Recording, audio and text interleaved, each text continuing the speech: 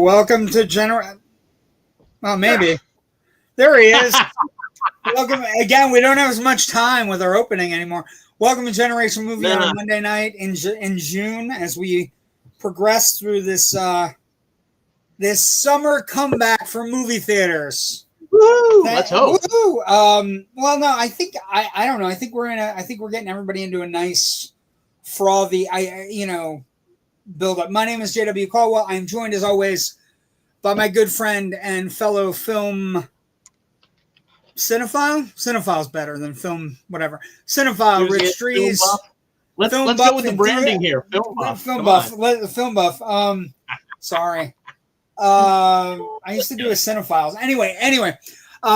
Welcome on a Monday night. We are ending our almost 8-week dive into the Mission Impossible franchise. We've looked at all of them. We've met 1, 2, 3, Ghost Protocol, Rogue Nation, Fallout. We've looked at all of them. Tonight we finish up with Dead Reckoning, and we finish up with, which was Dead Reckoning Part 1, but it is now just Dead Reckoning. And we finish up with Final Reckoning, which is still playing in theaters and still kind of bumping along. Let's start with some fun numbers for the weekend, full weekend box office chart.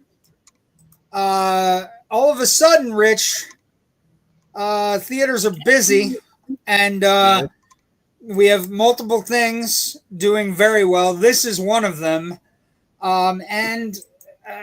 Maybe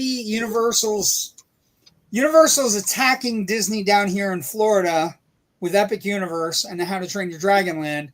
They're now also attacking Disney where they eat at theaters as the How to Train Your Dragon live action reboot, essentially remake, shot for shot remake, essentially grossed $84 million this weekend, and it's a pretty good little movie. Like, I'm not gonna lie, my nephew came out, and my nephew is a good judge of things, and he's like, "That's my favorite movie ever."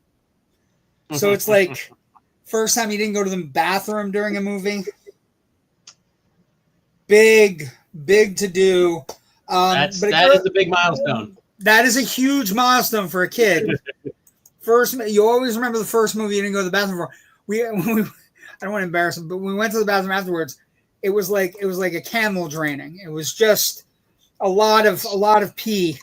But it was worth it because Hiccup and Toothless dominated the box office this week. And but the interesting thing about the box office, Rich, is how all over the place it was, right? So How to Train Your Dragon did 84. Lilo and Stitch did 15. Materialist, an A24 movie with Dakota Johnson and Pedro Pascal and Chris Evans, did 12 million. It's kind of a counter-program movie. It's a romantic movie. Not a lot of romantic movies out there for directed at females in the marketplace in the summer. Mission Impossible came in 4th with 10 million. So right on the heels, only 29% down from last weekend, even though it lost all its screens. Right? Ballerina dropped at like a rock, 60%. Karate Kid dropped another 39%. Final Destination bumping along. And then Life of Chuck and The Phoenician Scheme, which are kind of like odd titles that are kind of in the mix of things. Life of Chuck is Neon. It's Mike Flanagan. I saw it this weekend. I think it's a Best Picture nominee, maybe.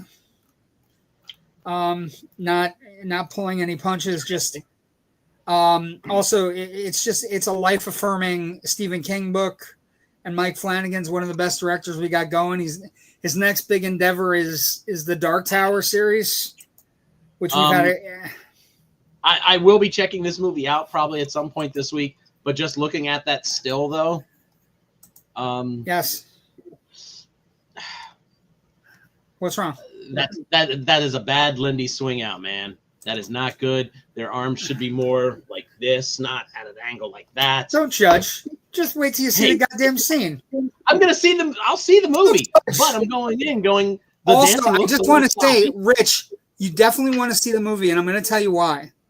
Because I know you and I have very similar tastes with girls. We were very much like crushes we had in theaters. Cinema crushes, yeah. Cinema crushes. And I know you want to see her. That is Mia Sara. I know. It is. She's great. She plays her. I'm glad that she's back out. She doing plays some work. Chuck's bubby. She plays Chuck's bubby. And that's where he gets the dancing from. So she teaches him how to dance. And then Mark Hamill is fantastic. Like I've heard very good things there. Mark Hamill is fantastic, and Mark Hamill is having a moment because he's got the long walk at the end of the summer, right, where he's playing the military leader who's in charge of the game show or whatever the fuck it is. So Mark Hamill's having a moment. It's a good movie. I'm not gonna lie. I'm not gonna say it's for everyone because it's not. But I will say if you buy in, no matter how weird it gets, don't know anything about. Don't go in. Don't know anything about it. Just know that it's weird. And once you buy in, I guarantee you'll have the feels. And if you've had anybody in your life that's passed away from a disease or you'll have the feels. You just will. And it's just a great movie. And like I had somebody text me, I'm still thinking about it today, and they saw it on Friday. So it's like, it's one of those movies. Now, do I think it's better than Sinners? No, I don't. But I don't think anything's better than Sinners right now. So that's just where I'm at mentally. But I think the interesting thing is there was stuff for everybody at the box office this weekend, Rich. And we haven't had that. We had it's nice to see. We had five titles within $10 million. And one that did boffo box office, right? 84 million is a lot of money. The top 5 are all doing healthy business. Yes. It wasn't like number one was doing really big and everything else was down in like single-digit millions. Yeah, and that is a good sign as we progress to our second foray into the summer, which is we have Megan 2 coming, we have F1 coming, we have 28 Years Later coming for the horror fans. You need one great horror movie a summer, right? And everybody's hoping, right? And then July is just, has there been a more exciting month on like you're hoping and praying that everything hits. And I did make a comment about the toys for the How to Train Your Dragon movie. They're terrible. But I will say the new Kenner toys for Jurassic World Rebirth are not. They are awesome. Like, they are way cool. And they just started popping up. We were at the Walmart. We got the giant swimmy fish. And he has a giant gullet that you can throw other dinosaurs into, which is hilarious. Yeah, well, yeah, but we were throwing everything. We were throwing dinosaurs. We were throwing dragons. We were throwing characters from the How to Train Your Dragon movie in there. Little dinosaurs, plushies. Everything was going in this thing's gullet. And they're really cool. And the new thing that they have, that creature that's been lurking in the red mist in all the trailers, I've seen him. I wish I hadn't seen them, but I also am super happy I did because there's so many things you can see on the toy that you're like, I wonder if you're going to use those. There's a lot of doohickeys on him that are you wouldn't think about. But we are not here to talk about that stuff. We're here to talk about Mission Impossible and the end for us as we look at Mission Impossible: Dead Reckoning, Part 1, before it was not Part 1, before it was just Mission Impossible: The Final Reckoning. And we chose to do this. So this is not going to be a typical episode. We're not going to we're going to look at some production stuff because there is a major production story that deals with both of these movies because they were filmed back to back. And then something magical happened. By magical, I mean terrifying and life-altering for everyone on the planet, which also lead into a story about why the budget spiked. So we will get into that, but we're also going to do some things that we don't normally do because it's the end of a deep dive on a franchise. We're going to talk about some of our favorite villains, and we're going to talk about the maybe the order of the franchise, like how we feel together, and separately about what order, what rank we would give the movies, or what rank we would put them in. And so it's going to be a little bit different, but we want to touch on some of the things for both movies. And since they were filmed back to back, we can do it a little bit easier.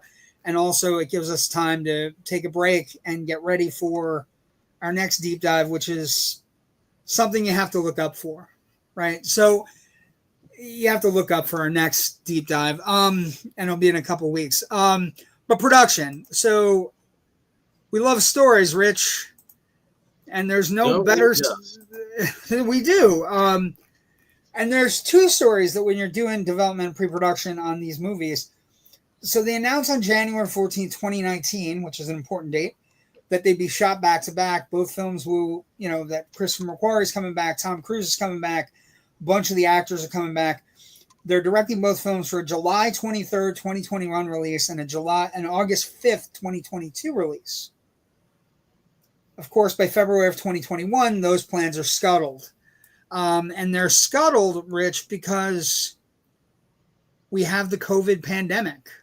They were filming in Venice, Italy on February 20th, 2020 for the last 3 weeks, and they were moving to Rome in mid-March for 40 days.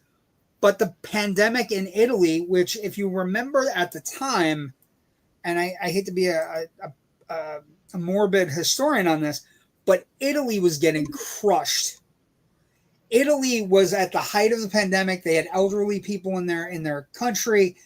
People were being separated. It was a brutal. If you remember, Italy was one of the hardest hit countries early on with the pandemic, and they were filming there when the pandemic hit. So they go on hiatus on July 6, 2020.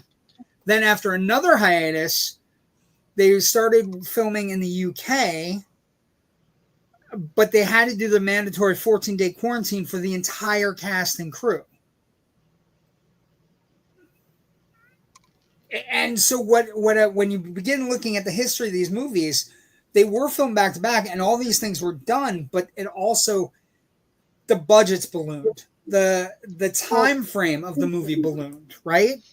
Part of the reason the budgets were ballooning was, yes, COVID precautions, things like that. But also, when they were on breaks, Cruise and McQuarrie kept everybody on the payroll, which I thought was an extraordinary move.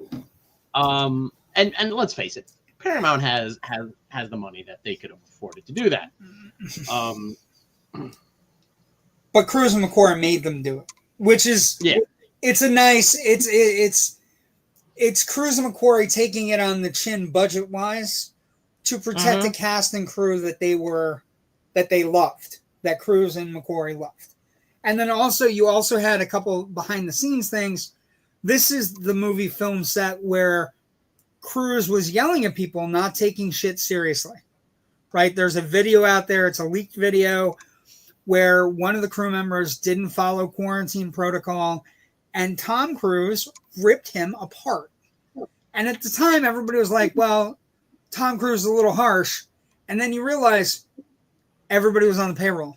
So this one guy took a very dangerous turn that could have scuttled everything.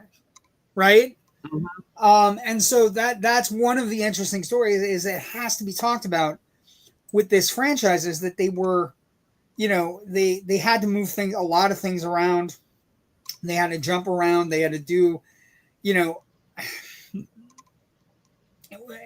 I don't know. It's a story within the story, right? And then as you dig deeper, not only do they have things set up, but they make plans in Poland to destroy a bridge. Have you read about this? Have you heard about this story, Rich? Yes.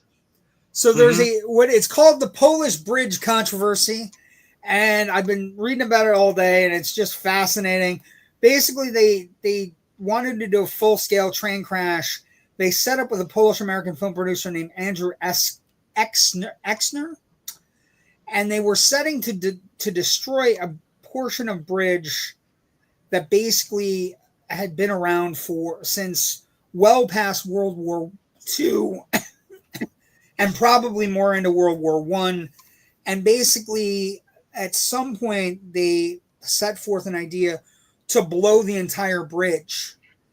And in July 2020, when they put forth their plan to do that, of course, railway enthusiasts, scientists, filmmakers, people part of the Regional Monuments Heritage Office of Polish Parliament, International Committee for the Conservation of the Industrial Heritage, NGOs, and they basically all launched a petition against this particular film to not destroy the bridge. So they had to change this, and as you know, the end of the sequence is a giant bridge crash that eventually becomes, in the new movie, in the new version, it becomes a train going off the side of a bridge, or the train going off the end of a track. And then they're jumping up, and they're biggest train sequences ever in film. Yes, and the sequence, and probably one of the best. It wholeheartedly is, and it goes from being a train demolition set and like a bridge explosion into the bridge explodes, and then it becomes a sequence where Ethan and the Haley Atwell character are navigating the various cars in the center of the, trying to move up as each section comes off and falls into the ravine, right? So they had to change the script a little bit there. But it's like, what I find most funny about it is they had to completely change the last section of the movie, but in doing so, they made a completely reinvigorated version of a train derailment.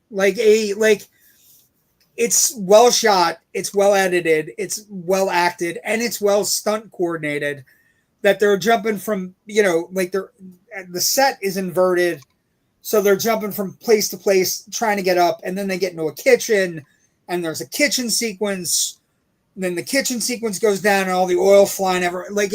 They turn what could have been a potentially, like, we're fucked, we don't have a third act, into a third act showstopper, which of course is all after the third act showstopper of Tom Cruise jumping off a bike in midair. I mean, first of all, I was listening to an interview with Christopher McQuarrie today, and he had a great story about how they were at the location where they're going to do the bike jump. And, they've been trying to work this out for months and everything, doing all the mechanics of it. And Tom's practicing riding a motorcycle because, he's basically going to ride up a ramp and drop off a cliff. And then when he's dropped off the cliff, he's going to open up a parachute and sail down. Because it's Tuesday. Because it's Tuesday. But so McQuarrie is on site, and he's sitting there, going over some stuff with the crew and the grips and everybody who's assembling the ramp that ultimately is going to get CGI covered up with rocks and stuff like that. And what he didn't know, what no one had bothered to tell him, was Tom Cruise was coming over that site in a helicopter because he was going to do a test parachute jump right beyond where the ramp is. So McQuarrie's standing there. He looks up. Poor Christopher McQuarrie. He sees a helicopter go zipping by at about 80 feet from where he is and gets right over to the edge of the ramp. And all he does is he looks and he sees Tom Cruise fall out and first it looks like he's going to splat on the ground and then just disappear down the side on the other side of that cliff face. Yeah, I can't imagine. And no one told him. And he had a heart. He damn near had a heart attack. I can't imagine working with this person, because this person comes in with a either it's a death wish or it's a joy for life. I don't know which one you want to call it. Right? Because it could be both. I don't know. But I can't imagine working with a person where every day is like, hey, we're going to jump out of a plane. Want to come? Like, You know, and I've heard other like just Simon Pegg telling stories about days with Tom Cruise is one of the funniest things you can look up on YouTube, because he has a story from almost every one of the movies where it became a Tom Cruise day. And, you know, Tom Cruise Day is like, you know, getting in a boat and scuba diving off the, you know, in Maldives. You know what I mean? Like, it's just crazy shit. But in regards to that stunt, though, I think they overplayed it in the marketing leading up to the release of the film. And granted, the film was pushed back a little bit because of COVID and everything. They do. So, yeah, there were issues there that we wound up having to look at them prepping and doing that stunt far longer than I think they originally anticipated us doing. But it feels fairly anticlimactic, especially when it leads into that train sequence, which I think is fantastic. Yeah, well, I think it's like it's the least. It's like like as we progress through these movies, right? It's like the least dangerous thing he's done. Like hanging off a plane is pretty dangerous. Hanging off 2 biplanes is pretty dangerous. We're gonna get a little bit into that with you know, Final Reckoning. You know, dead swims with the state-of-the-art naval equipment that most people can't use in their 30s that he's using in 62. You know what I mean? Like, it's all wild. I will say there are some interesting stuff post-production, right? I was reading this.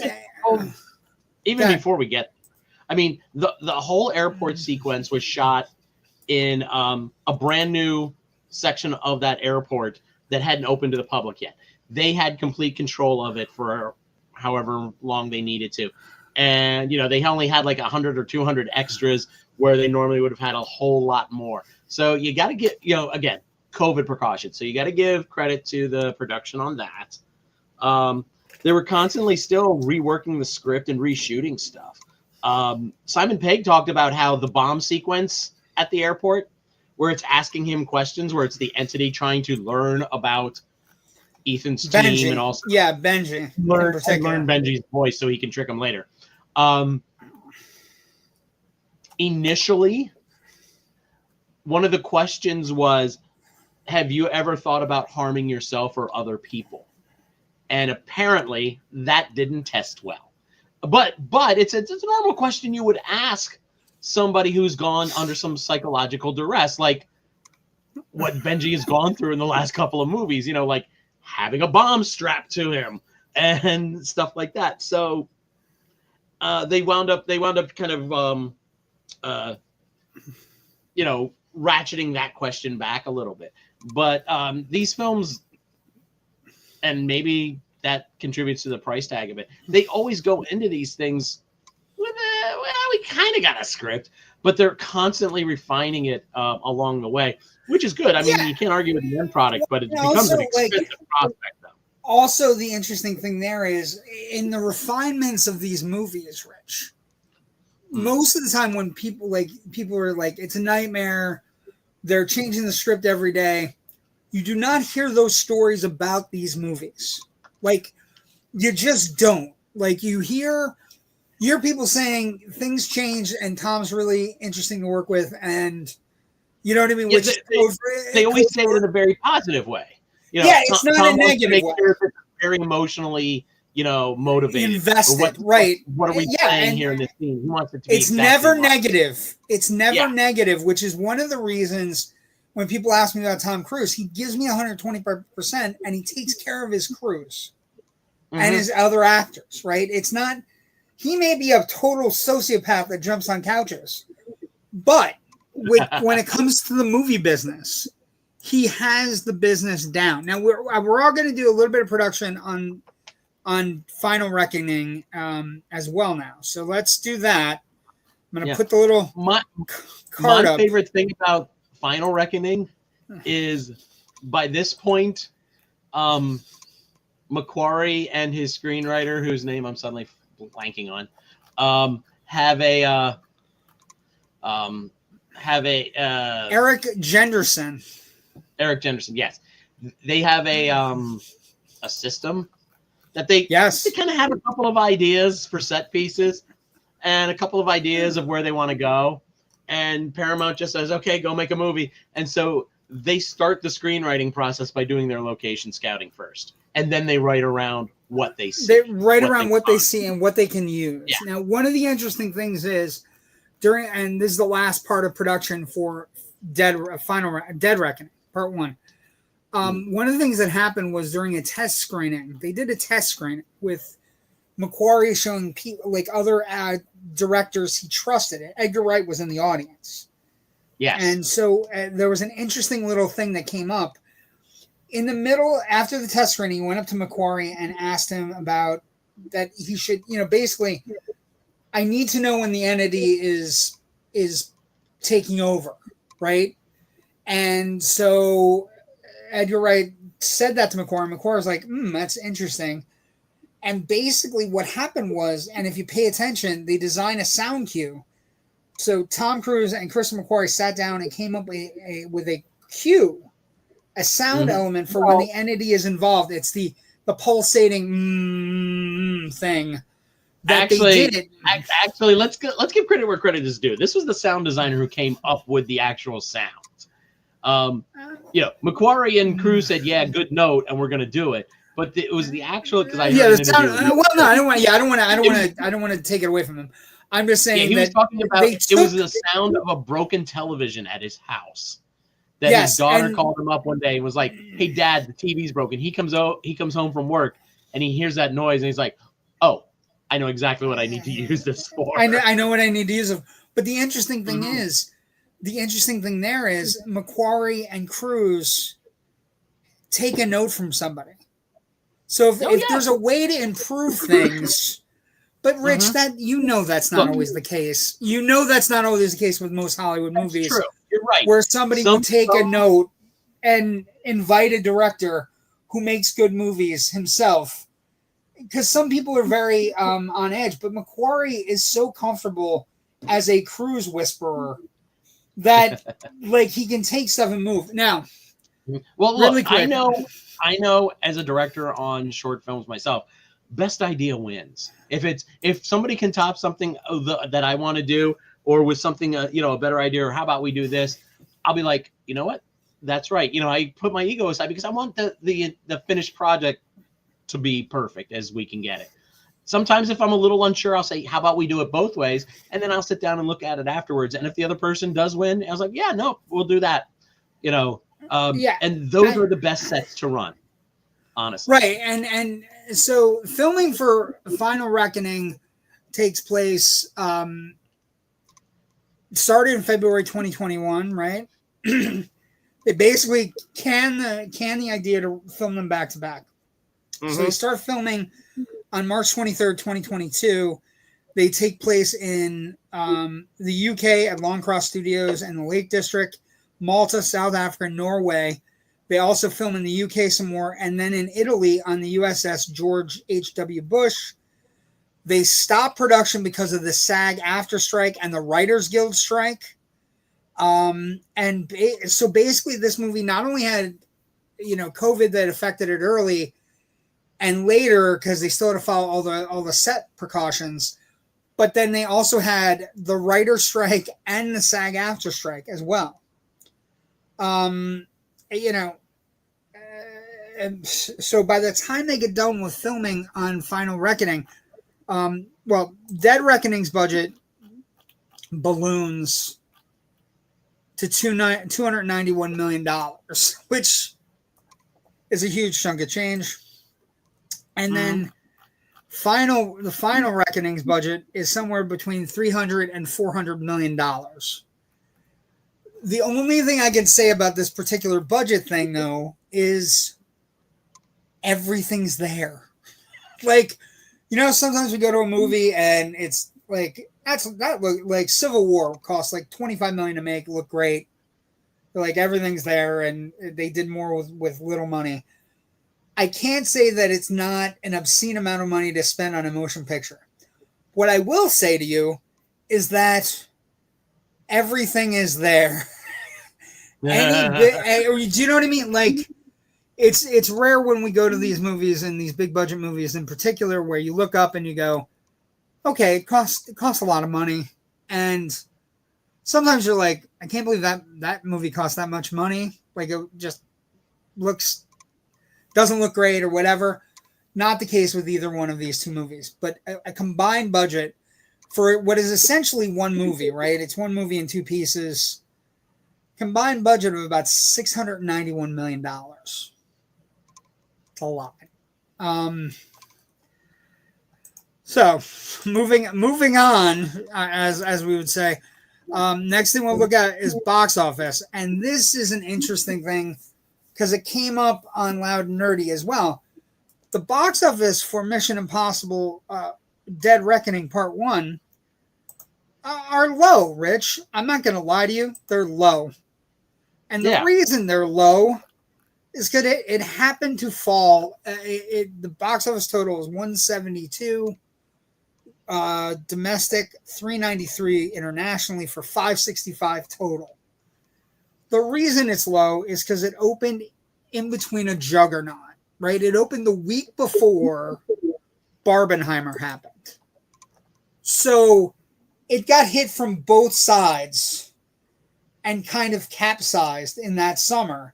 I was sick that summer and I almost missed it in theaters because it went very fast. So when you look at the box office for Dead Reckoning,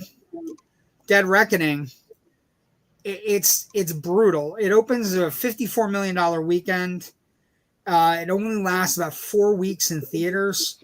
It opens on 4,300 screens. It only runs about 5 weeks in theaters. If you did adjust it for this year, it'd only be 178. So it's a brutal crash at the box office for Cruise, but I would say there are extenuating circumstances that are beyond its control in this juggernaut that occurred the following weekend it opened. It opened on July 12th, and Barbenheimer opened on the 19th. So you had Barbie and Oppenheimer, and it swallowed it whole.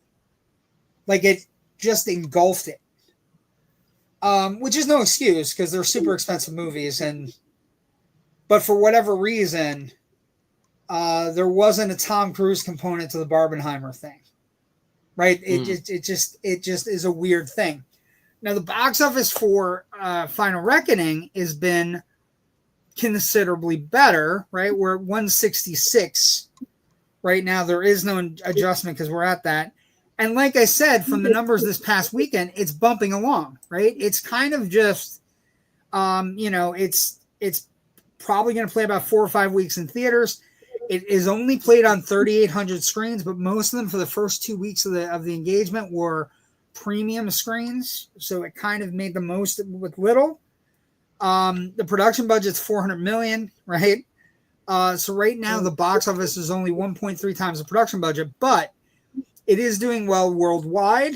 166 domestic, 340 international, just got over 500 million, and it's bumping along. And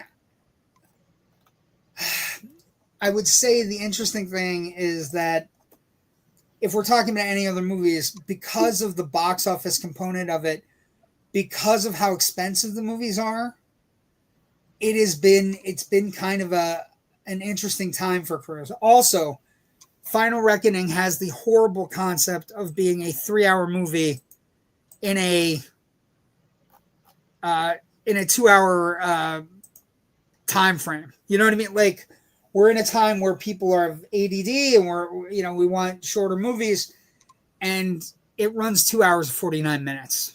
It's long. You know what I mean?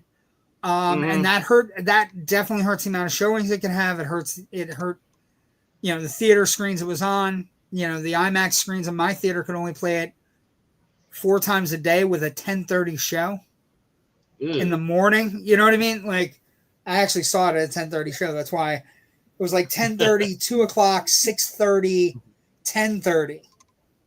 You know what I mean? Like, and that's just a crazy schedule for a theater to have.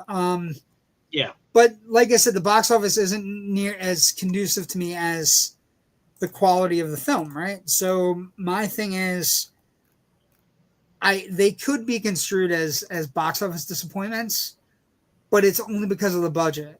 And I think there are extenuating circumstances for both where you could make, not that I'm making an excuse, but you could make an excuse why things played out. The Barbenheimer thing certainly definitely affected the Dead Reckoning's box office.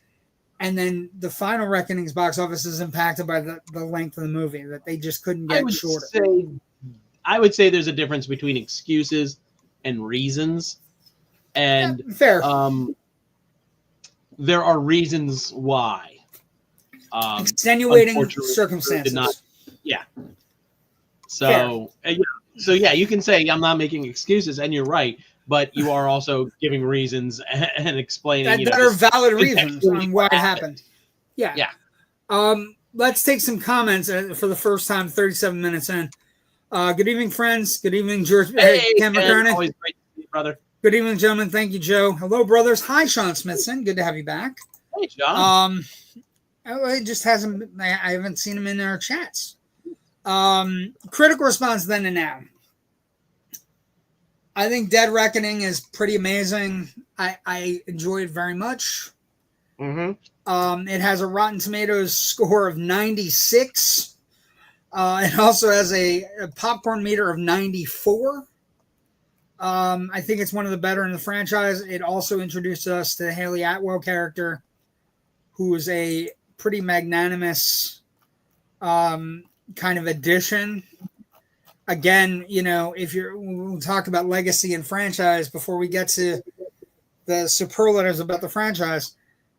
If you said to me, Haley Atwell's Grace character is going to be the new leader of the IMF, not going to fight, not going to be upset, not going to be upset. Nope. Not going to be upset if she decides to throw her hat in the ring.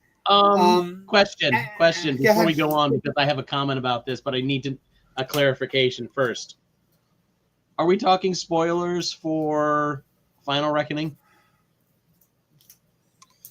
Oh, well, because one of the legacy things, the major legacy things, is something they didn't do. I think we can. It's 4 weeks in. Okay. I think so. We have a spoiler alert near the end. Okay. Because it's the one thing you and I agree on, that if they had decided to do that, it would have been fucking awesome. It would have been amazing. And then bring one of the older actors back. It would have been great. Anyway, we'll talk about that in a moment. But Dead Reckoning has a few things going for it that, I think the two ladies they add to the mix, the three ladies they add to the mix, Vanessa Kirby as Alana Mistopoulos, who's the White Widow, Max's daughter, fantastic. Haley Atwell's Grace, master thief, kind of like a Catwoman-esque character, and Pom Klementieff's Paris, the French assassin who works for Gabriel, this version of the big bad before we get to the actual big bad, which is the entity. But the movie is great. It has the killer sequence on the train. It has a really great, the Dubai airport sequence is pretty fantastic with the idea of what AI can do, the entity screwing around with various things. It also has the death of one of the truly great characters in the franchise, Rebecca Ferguson's Ilsa Faust. And it adds Gabriel, who's the Esal Morales character, who basically comes in and kind of is Ethan's Achilles heel. He's the person that's been around for Ethan's big, kind of failures, although we get more in Final Reckoning than we get in the beginning of Dead Reckoning. But it never stops. It constantly moves. It's well done. And it brings forth the entity, which is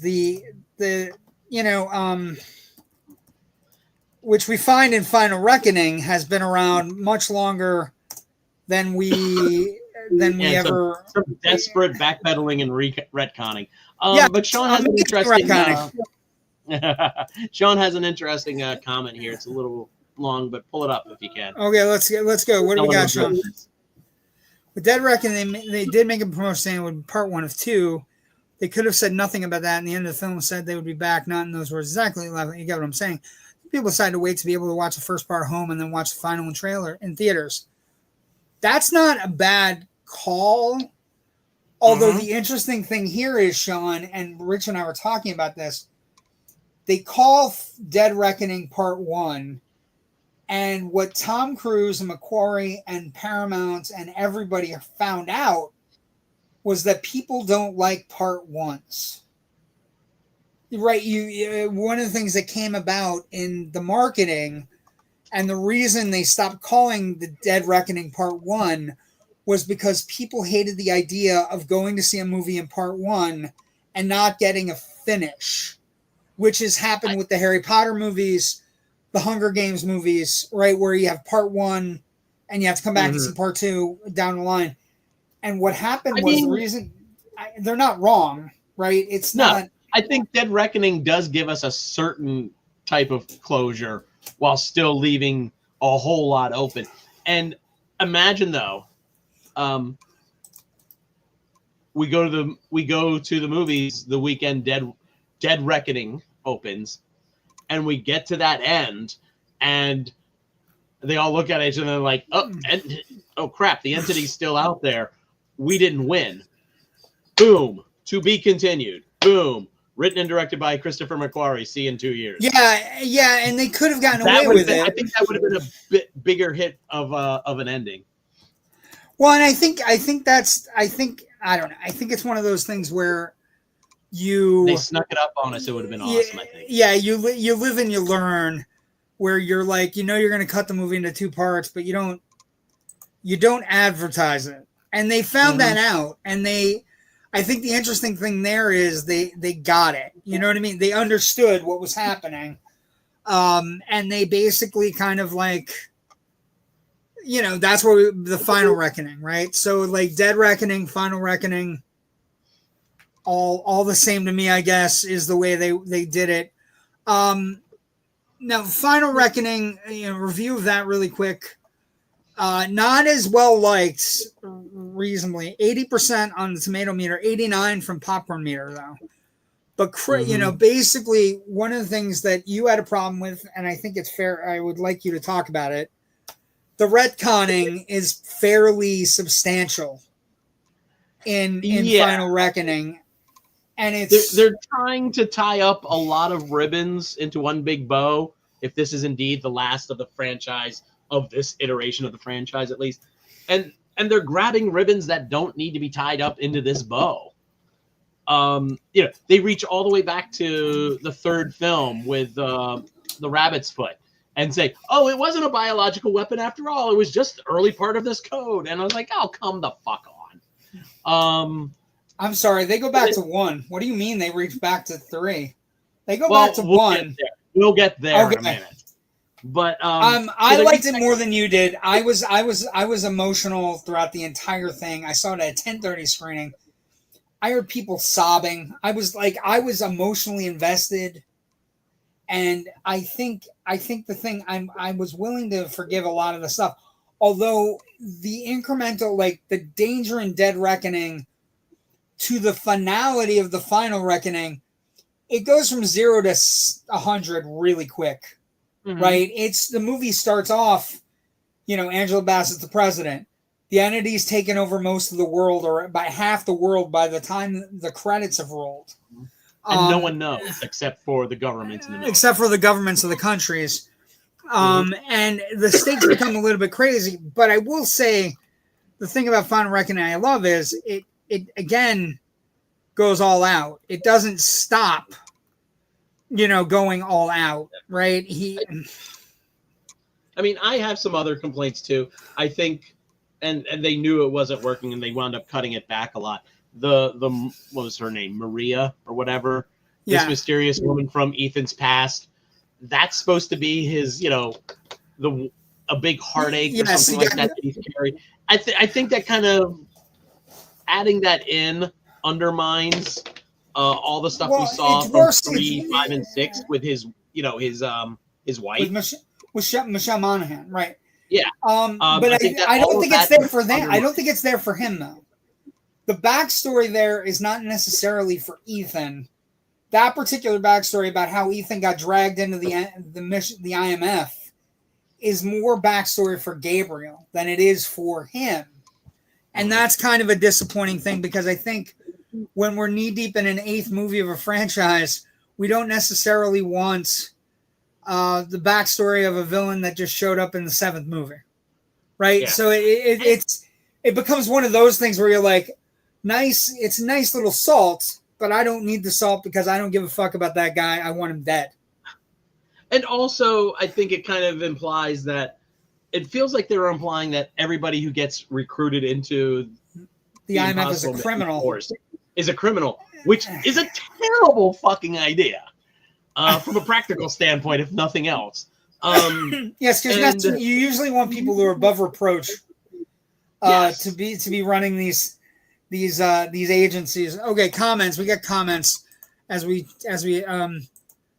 that's what made it more interesting and exciting. If they didn't know there was going to be a part 2. That's just my opinion. I think it's a valid opinion, Sean. I also think it's a good instinct. It's a good instinct, but that's mine as well. Yeah, it's Rich's as well. It's a good instinct, but also, like, the interesting thing about the instinct is not only is it an instinct that marketing wise became, painfully obvious, right? Mm-hmm. It became painfully obvious. You could actually chalk it up as one of the reasons it didn't do as well, right? The next one I would have been really excited, waiting for the next movie. Yeah, the to be continued would have been great. But I think, it's a valid send-off to a very good franchise. It's not the best of the franchise. But and the reason I would say that, Rich, is because 4, 5, 6, 7 are so good. Like, the arc they build from 4 to 7 is so wonderfully creative and amazing, and something that I don't know that the franchise was going to do before. So when you get to 7, 7's really good, and then 8 happens, and 8 is like, we got to tie up all these bows. We got to finish all the bows. So let's talk about legacy really quick. The legacy is, I don't know that we're ever going to have anything quite like this, because, and this is a true statement, there isn't a movie star like him. True.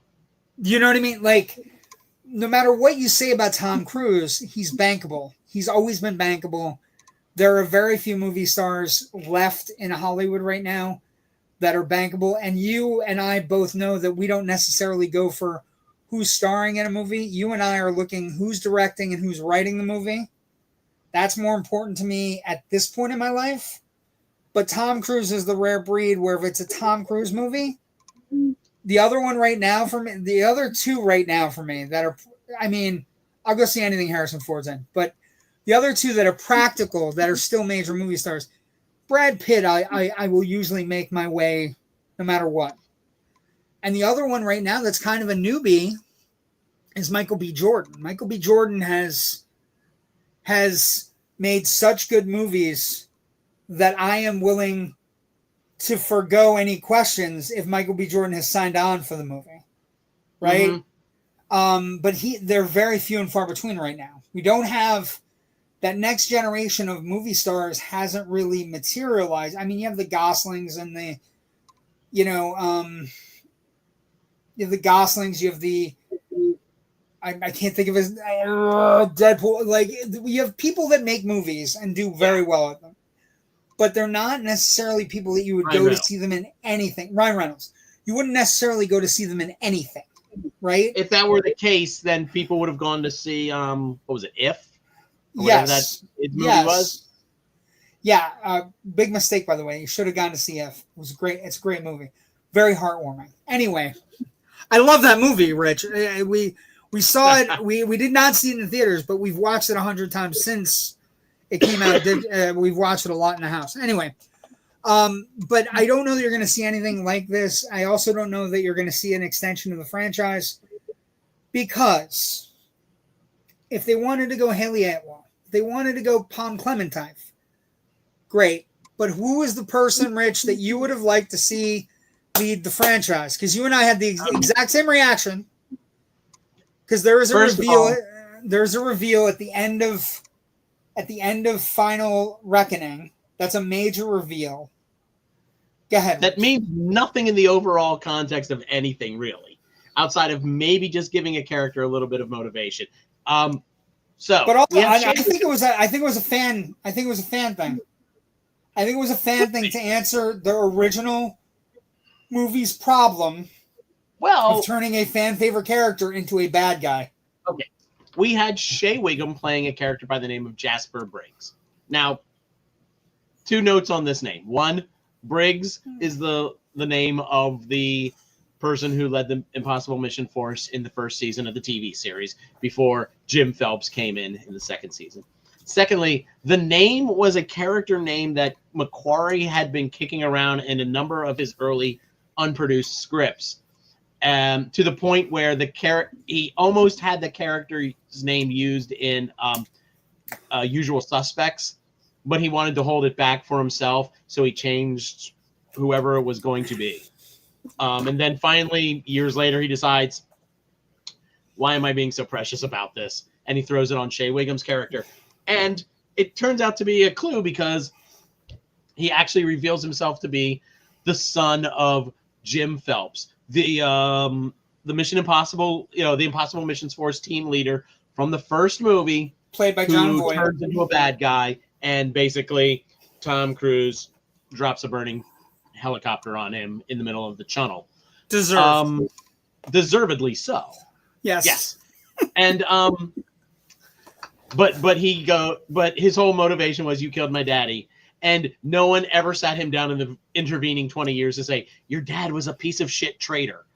Well, no, but I think it makes valid sense within the character range that he's after Ethan Hunt, and all he's heard about Ethan Hunt is, 1, he killed your daddy, and 2, he doesn't follow any fucking rules ever. Right? So when he gets the chain released to go after him, he goes after him hard. And I have no problem with the character motivation. The reveal, however, is a stunning reveal that I looked at as a very nice fan touch. Yes. And his name is Jim Phelps Jr. Because when the original movie came out, there were a lot of fans of the TV show who were upset that Jim made Jim Phelps a bad guy. It's like taking Commissioner Gordon and making him a bad guy. It's like taking the police commissioner from Green Hornet and making him a bad guy. Oh shit, no, they did do that. Fuck that movie. But here's how I would have ended this cycle of Mission Impossible. You have Jim Phelps Jr. Just an end credit sequence where we see Shea Wiggum somewhere. And he's a good character actor, by the way. A good character actor that could lead a franchise. We just see Shea Wiggum somewhere, and he's presented with a book, something. He opens it up. It's one of the IMF mission briefing doohickeys, and all we hear is Tom Cruise's voice saying, "Good morning, Mr. Phelps." And then your mission, and that's it. And whether they pick that up or not, that's a nice bookend to all of this. And if they were to continue it on from there, that's fine. If they didn't, I still think it would work as a great little button, a little coda onto the end of everything. It would have been a perfect coda, and it would have bookended the franchise perfectly. Mm-hmm. And I think they missed an opportunity there. Yeah, definitely so. Comments. Let's see. Right, love or hate him, Tom. He makes money. He does. Just like RDJ does, and Tom makes serious money films. I can't forget Keanu. So that trio of actors are powerful. Keanu's one that opens movies too. I don't mean any disrespect. I just mean we are far past the point where movies are getting made because an actor chooses to make them. We are more into an auteur version of Hollywood where the person making a movie like, say, I don't know, Christopher Nolan or Christopher McQuarrie or Joseph Kaczynski or, Dan Trachtenberg is one of my new favorites, right? Because he understands the Predator franchise better than anybody's ever understood it. Oh, God, Have you seen Loved it. Trachtenberg's? Have you seen Trachtenberg's short, adapting the Portal video game? It's kind of like No. unofficial. It's out there on YouTube. Find it. I will find it. We'll talk about it. Yeah, I my will friend who was a I stunt am woman worked on it, and she did the fall in it. Oh, okay. So. I will have to check it out. Check it out I will for that. say that Trachtenberg with Killer of Killers, which we haven't talked about, fantastic. Understands the franchise better than anybody. I fully believe that I'm going to enjoy Badlands, and I fully believe that whatever the fuck he's talking about, there's an article out. There's an article out where he's talking about doing something with the Predator franchise that I think will blow everybody's minds. Gotta tell you, I trust the guy now. After Killer of Killers, totally trust the guy. And the button that is at the end of Killer of Killers, I don't want to give it away, but that button is so fucking perfect. You understand the fans of the franchise, kid. You got it. And good Lord. I'm just saying, if there was another person hanging in that meat locker, if it was a bigger, older Austrian, I think people would have lost their fucking minds. And whatever. But anyway, back to this franchise. I think we go for directors and we go like the Christopher Nolans of the world, that are making all these movies that we love to watch, and whoever stars in those movies become bigger stars. It's not big stars going, I'm making this movie and I'm going to make the director star. That's what Cruise has done his entire career. Kaczynski and McQuarrie, they owe a lot to Tom Cruise, right? And Kaczynski's about to have F1, and he owes a lot to Tom Cruise. There's a buddy movie that you could evenly sell with the star power if he said Tom Cruise and Brad Pitt are going to do a lot of crazy shit together. That movie writes itself. Directed by Christopher McQuarrie or Joseph Kaczynski. They're going to do some crazy shit. Cool. Where do I spend the money? Where do I pay to see this movie? Anyway, so I don't know if we're ever going to get the franchise viability there, but I think there are characters, if they wanted to come back to it, if they want to come back to the Paris character or the Grace character, Benji showing up, or anybody, they could bring any of these people back. I think they need your Jim Phelps idea, because I agreed with it. And I the moment you said it to me, I'm like, yeah, it should have been him. He should be leading the force now, and Tom Cruise should be fucking Charlton Heston in True Lies with the eye patch. Yeah, bring back Greg Tarzan Davies as Shea Wiggum's sidekick. He was fun. Yeah, he was really fun. And like I said, there's potential there, but you won't have Tom Cruise to kick around anymore. And that's, I think, the defining thing. If they don't want to go through this, just bring Cruise in to read the mission. He leads the IMF. He leads the IMF now. That's all there is, right? Okay, so we're gonna do a little bit of fun thing. We got a few minutes. We're gonna do a couple fun things. Okay. Let me ask you this, because it just occurred to me. Sure. Do you continue the same continuity, but with mostly new characters, a la the Bourne Identity, and then do Bourne Legacy? But if that doesn't work out, sorry, Jeremy Renner. It's the link here too. Do you then go back and then in like number? I think you continue. I think you have to Tom Cruise back in. No, I think you have to continue. Or do you just clean cut, start again? No, I think you do the continuity, because I think the entity dying, because the entity loses at the end of Final Reckoning, right? The entity losing at the end of Final Reckoning. By the way, the other Final Reckoning thing that we did not talk about, the biggest cheer in the audience was when, it has to be talked about, the biggest cheer in the audience at that movie was when, I can't think of his name. Hold on. I'm looking through right now. Give me a second. Trying to find it.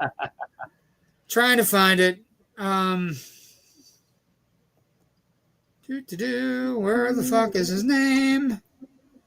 I wonder if it's not on here because it's like hidden. Interesting. No.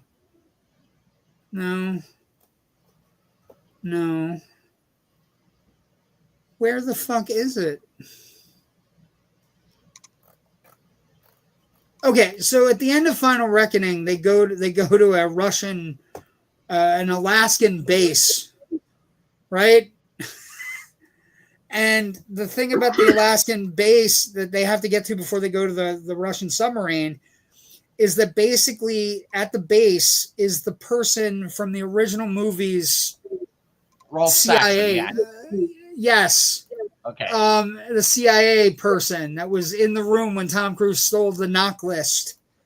And so it's just it was an amazing continuity thing, right? It was an amazing that moment. Works, because it's talking, the theme of the movie is talking about his choices through his life. And he feels bad about what he did to some people. And Don Lowe is just like, no, man. If I found my wife, I'd still be in that fucking room. Right. I found my wife. I found my life. I love my life. Thank you for getting me out of there. And Don Lowe becomes this really great, fun character that the audience kind of like just immediately gravitates towards. I just want to say that. And his wife become great fun. And his wife, because she's an Inuit. She's super cool. And she's out for the rest of the movie. Yeah, it's like, and they fucking go on the mission. They go on the fucking mission. It's amazing. Anyway, awesome. I really enjoyed that movie. Anyway, I don't know what happens with the franchise. I think you have to keep the continuity though. Right? I think you keep the continuity because I think there's so much trouble after the Entity and all of the trickle down from the Entity could give you 2 or 3 movies, right? You could, but I don't know. I think that's what you do. If you're going to start with like potentially some new characters mixing in with some old ones, I think maybe you want just like a kind of a cleaner break in terms of. If I recall correctly, the beginning of Dead Reckoning didn't recruit a new person. Yeah, the new person is Grace. The two I would do because I don't hate women and I'm not a misogynist. The two I would do, I think if you put Haley Atwell and Pom Klementieff together, you could have a lot of fun. And then you have Jim Phelps come in, the Shane Wiggum's character, and then the other person that you mentioned, I think that would be a great force. Because Klementieff is one of my favorite additions to the entire franchise. Her Paris assassin is just amazing. And when they turn her and she becomes like, because Tom Cruise saves her and doesn't kill her, and then she turns on Gabriel, it's a perfect IMF heel turn, right? It's a perfect face turn, right? Where they turn her good. And she's just too fun to watch, right? And Pom Klementieff, in all the things I've seen, I wouldn't mind seeing her in more stuff. Same with Haley Atwell. She can be reading a phone book and I'll show up. I watched every episode of Agent Carter for fuck's sake. You know what I mean? Like, well, that's what I'm not saying everybody did though. Anyway, but so I don't know where we go with the franchise. I think you'd have to keep the continuity, and you'd have to bring back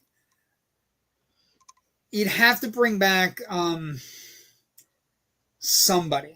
And like I think if you do the Shea Wiggums and the African American actor, playing that kid, I think that could work. But I think you have more of a chance if you bring back Simon Pegg and Pom Klementieff and Theo DeGasse is the other character's name, and Grace. Like that would be a great team, right? Jim Phelps Jr., Grace, Theo. I think having the Pom Klementieff character though just kind of reinforces that dumb idea of possible Mission Force members are all like bad people who are looking for redemption or whatever. Which is I don't care. She's a clown. She dresses like I'm all for. Also, by the way, if you're listening, James Gunn, and you want an interesting Harley Quinn, she different. It'd be a different Harley Quinn. It'd be a very fun Harley Quinn, very much like the one that was on the Batman the Animated Series on Prime. Just saying, you could go that route. Anyway. So now we're gonna do something fun. We're gonna rank the movies I've come up with my list. I think I have it. I'm pretty solid. You have yours written down? I don't have mine written down. I'm just going on. I'm going on memory. I'm going on vibes. Okay. I'm going on vibes. So I'll do mine first. I'm gonna go. You want, or do you want to go first? You want to go backwards? Start at, 8 to 1 or 1 to 8. Do you want? You tell me what you want to do. I thought we were going to go back and forth. Let's start with each of ours at 8, and then 8. Count up. Okay, 8. Let's count them down like Casey Kasem. Okay, 8 for me would be Mission Impossible 2. Okay. 7. What do you have for 8? Are we the same? We are the same there. Okay. 7 for me would be the original. So, dude. Okay. Well, there's our first major deviation. That's I'll just leave that at that for the moment. Okay. What do you have at 7? Final Reckoning. Okay. Now, I do want to preface this by saying I don't feel there's been a bad Mission Impossible movie. So even I think we both talked about this. I would agree with that. I think 2 is the worst of the franchise, but it's only worse because it's. But there's such a high bar to begin with. Yeah, and it's wonky. It gets very John Woo-ish for no reason, and it kind of like careens out of control. Okay, so you had Final Reckoning. I had Final Reckoning at 6. Okay. So that makes we're not that far off. What do you have at 6? Oh no, 8, 7, 6. I have Mission Impossible 3. Okay. Okay, so I'm going to tell you we're one off on each. Because at 5, I have Mission Impossible 3. And that's where I put Ghost Protocol. Okay. We're one off in our... Okay. So 4, I put Ghost Protocol. Okay. What do you have at 4? Dead Reckoning. Dead. Okay. Hold on.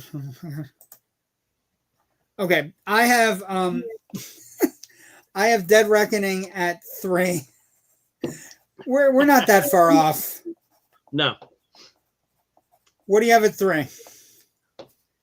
The first Mission Impossible film.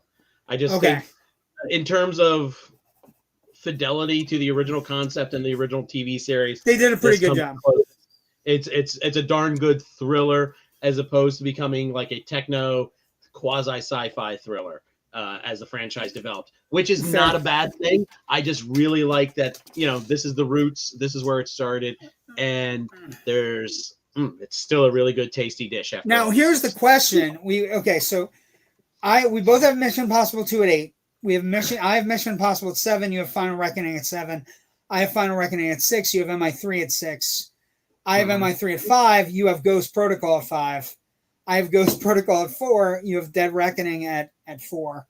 I have Dead Reckoning at 3. You have the original Mission Impossible. So our big difference is in the 7 and the 3.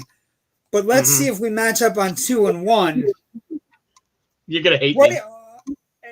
No, I'm not gonna hate you. I'm gonna disagree with you if it's the wrong choice. I have Rogue Nation at 2. And I know that you have Rogue Nation at 1 because you think The Box is the greatest single ending to a film. I do. I do think that. And I am right. I know that. But I will tell you this. I cheated.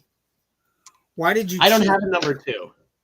Rogue Nation and Fallout work so well together that you've made them one single movie. That's a cheat. That's not fair. Number 1. Tied. Stop it. Stop it.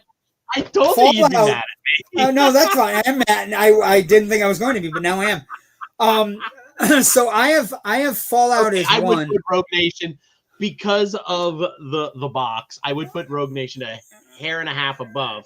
I know, Damn it, and I would put that this helicopter action. This is where I say to you, I understand you put Rogue Nation. I know you love The Box, and who doesn't love The Box? But what I would say to you is the reason Fallout wins for me is the two things. One, I fucking love Henry Cavill. And Cavill's villain is so great. And that helicopter fight is so amazing. It's great. Mm-hmm. But the reason I put Fallout 1 is because Lane goes to the ends of the earth just for the moment of the audience to have Tom Cruise walk around a corner and see Julia standing there. And for me, that is the entirety of the franchise in a wonderful, amazing nutshell. Now, the arc from 4 to 7, I would argue the arc to 48, but 4 to 7 is impeccable. Like, in fact, I don't know that you can go back in film history and find a series of movies that got better with the 4th movie and then progressed out and extrapolating. Have you not seen the Police Academy films, my friend?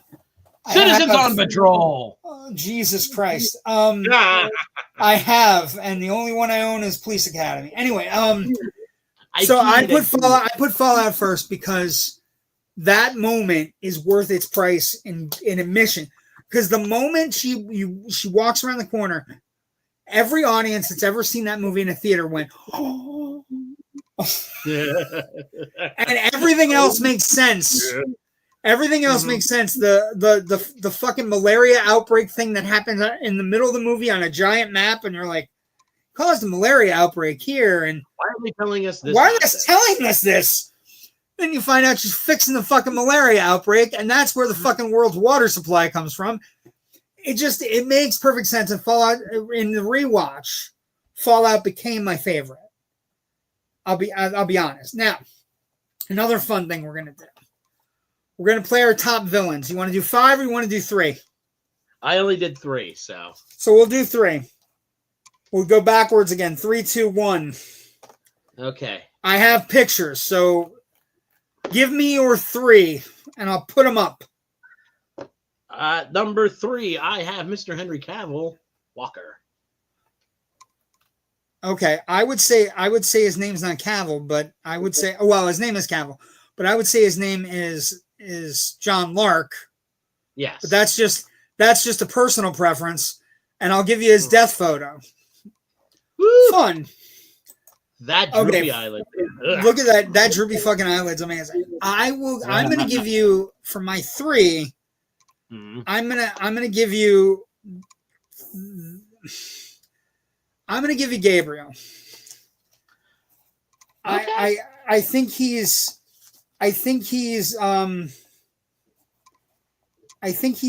a great villain. I also think the idea that he goes from being a villain for Tom Cruise to a villain for the entity is very fun. I think that's the idea that it becomes a villain to everybody. There isn't a person he doesn't fucking hate.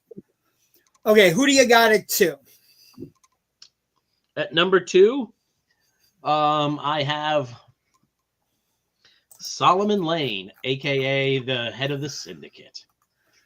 Yeah, I have Solomon Lane at 2 as well, because he's just fucking amazing. Great performance from Sean Harris. Absolutely magnificent. He's fantastic. And reserved, evil motherfucker. He's the shade to Ethan Hunt's IMF force. He is the creating the anti-IMF, and everything he does is just so vicious and cold. And it starts early. It starts early in Rogue Nation, where he lures Ethan to the record shop, and he kills the girl in front of Ethan as Ethan's struggling to, he thinks he's just getting a mission, but Lane kills her and does it is ruthless. All the way to Fallout, where he's set it up so that Ethan has to watch his wife die and the entire world die from radiation poisoning and the water supply. Just a great villain. Okay, who do you got at 1? I think I know. Davian in Mission Impossible 3. Philip Seymour Hoffman. He's not only evil, but there are moments where you actually see him like a little bit of afraid, like when they're trying to hustle him out, and when they're when his crew are freeing him during the big attack on the bridge. And I think that gives a little bit more of a humanity to him, where you can not empathize or sympathize with the character, but you don't look at him as just evil bad guy. Sure, he's an evil MF, but and he does some terrible things to good people. But his amazing moment comes when, after Tom Cruise tortures him and puts him out of a plane, Cruise leans him back and he just looks at him and he's just ever matter-of-factly, I'm going to find somebody you love and I am going to kill them in front of you. He's the best the franchise ever had, because, and this is not a disregard to anybody else who's played a villain in this franchise. Cavill gets my honorable mention, right? John Lark gets my honorable mention because he's the gruff brutality. Lane is the great mastermind, and Davian is the really dangerous one. And he's my choice as number one villain as well. But it's because he's the best actor that's been in the franchise as a villain. Like, he just is, and he takes whatever material he's given and he just fucking runs with it. And even though I don't believe he could last in a fight with Tom Cruise, the idea that his thuggish behavior might get him through, and the only problem with Davian as a villain, and I know you think about this as much as I do, he does not get the box. He gets the most disrespectful ending of any villain in Mission Impossible. He gets hit by a car, Rich. Yeah, he gets hit by a fucking car. And that's the only thing that could bring him down level-wise as a villain, right? But it's not all very emotionally satisfying as an audience member, because you always want your villain to get dispatched in something. But all of them, ridiculously gory and fun, and you want to cheer. Pictures. And it's like thud, All of them, all of the villains. This villain, the entity, very enjoyable from an AI standpoint. Enjoyable. This guy from Ghost Protocol, lots of fun. Has some thugs. Billy Crudup is fun as a fucking scumbag IMF CIA guy. This gal, look at that outfit. My God, a band leader who's also a clown doesn't get much better. And then, Jim Phelps, quality bad guy for a legit bad person in the world right now. And then, even Sue has a good villain, right?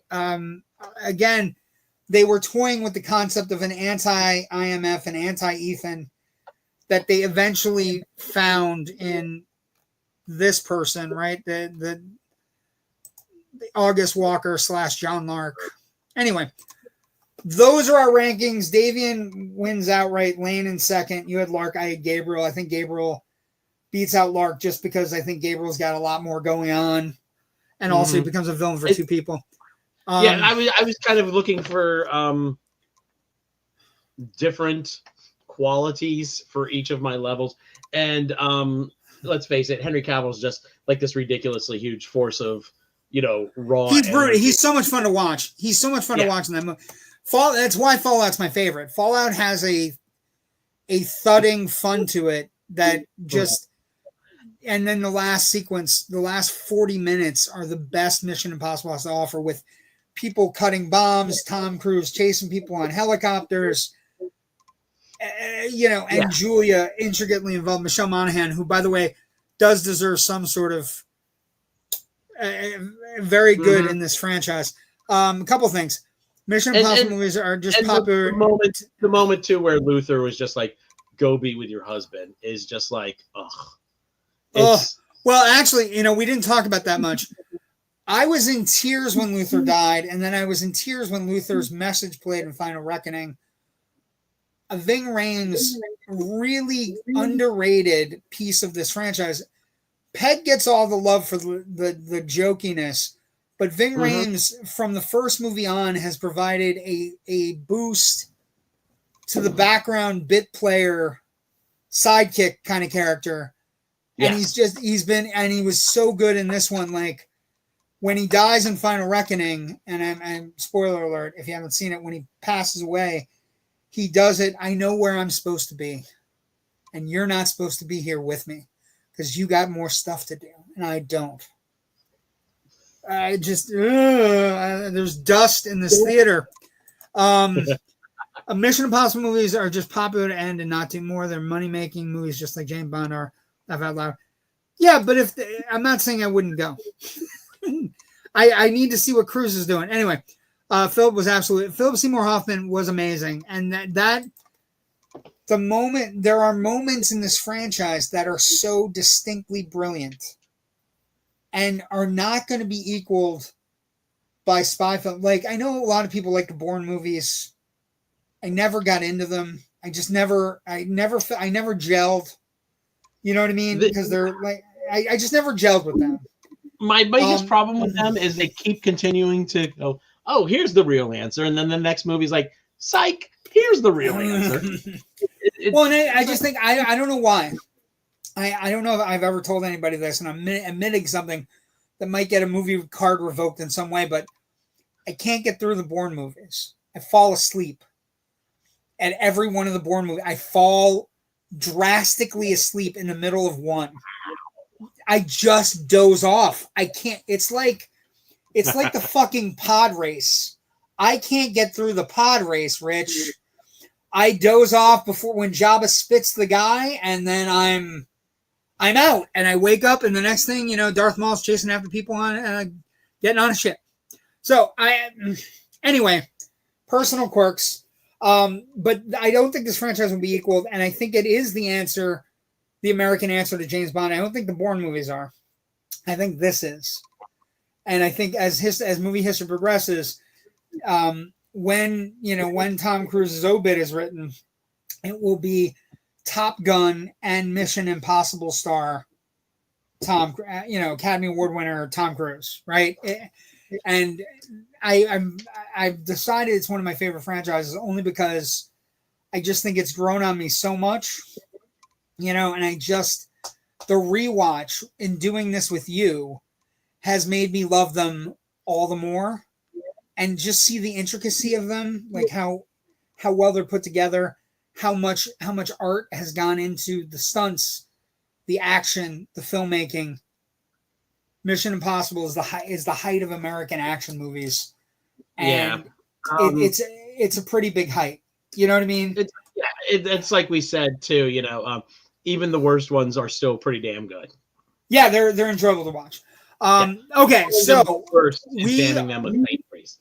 we are taking a couple of weeks off. So we're taking at least a week off, and then we will be back in a couple of weeks. And when we come back in a couple of weeks, we will have another franchise deep dive that will involve 2 movies before another movie comes out. And my thing would be the movies might have something to do with a movie opening. I don't know. July 8th would be the best. That's the first time you can see this.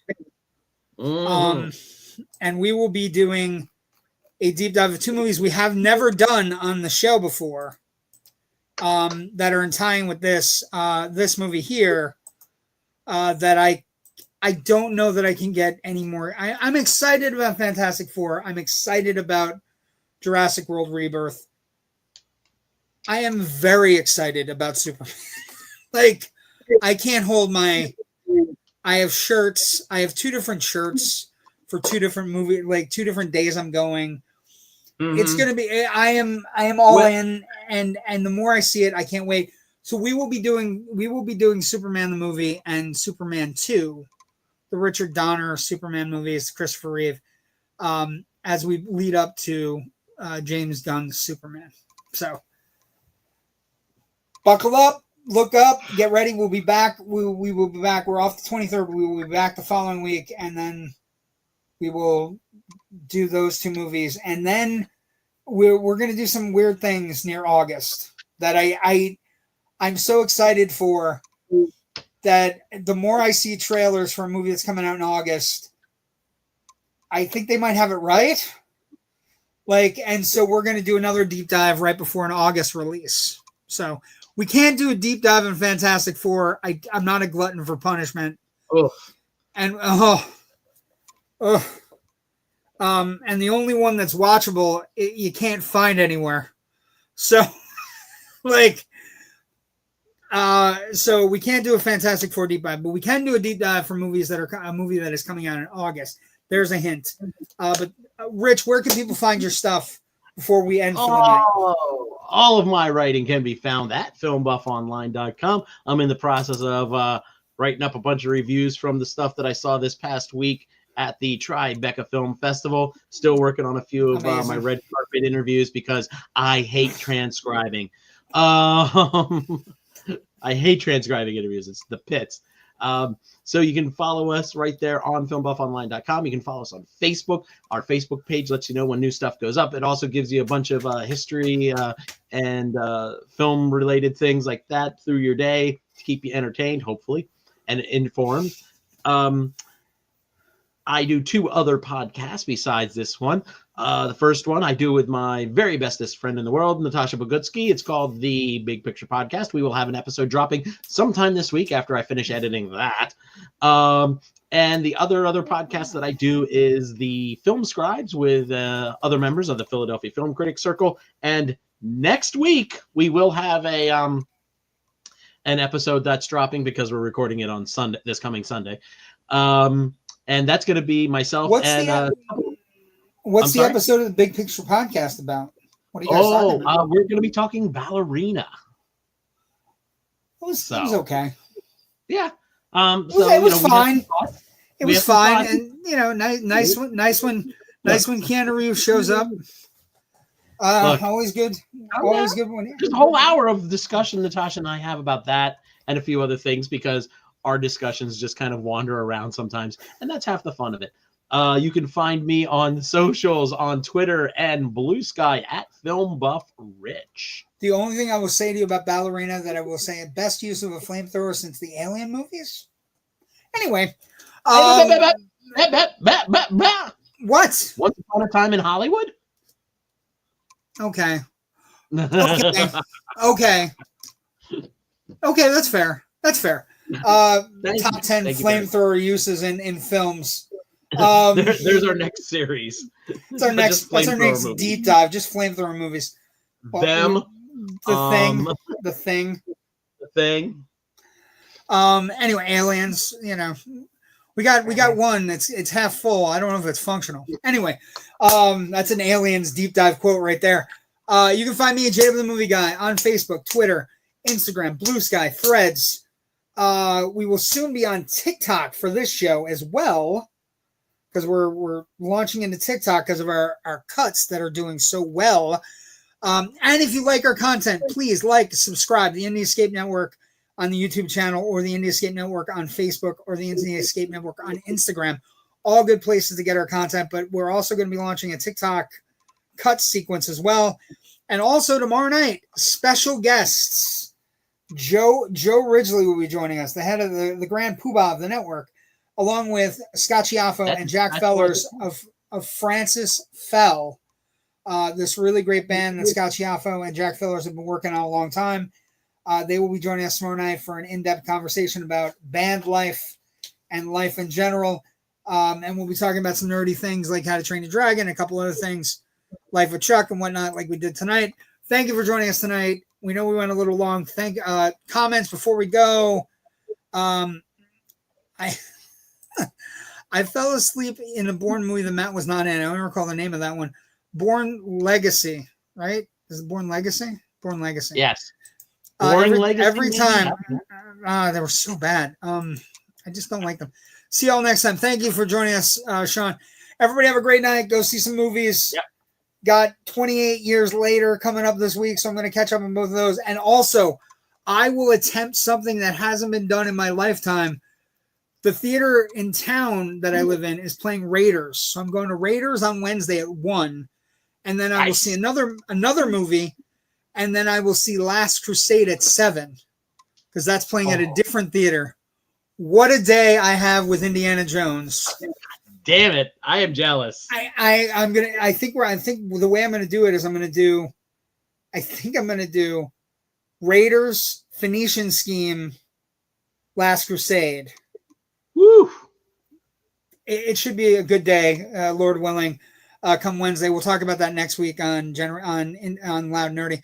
We'll see everybody in 2 weeks for our next deep dive with Christopher Reeve as the Man of Steel, Marlon Brando, Richard Donner. Oh, amazing! Thank you for joining us. Everybody have a great night. Stay safe.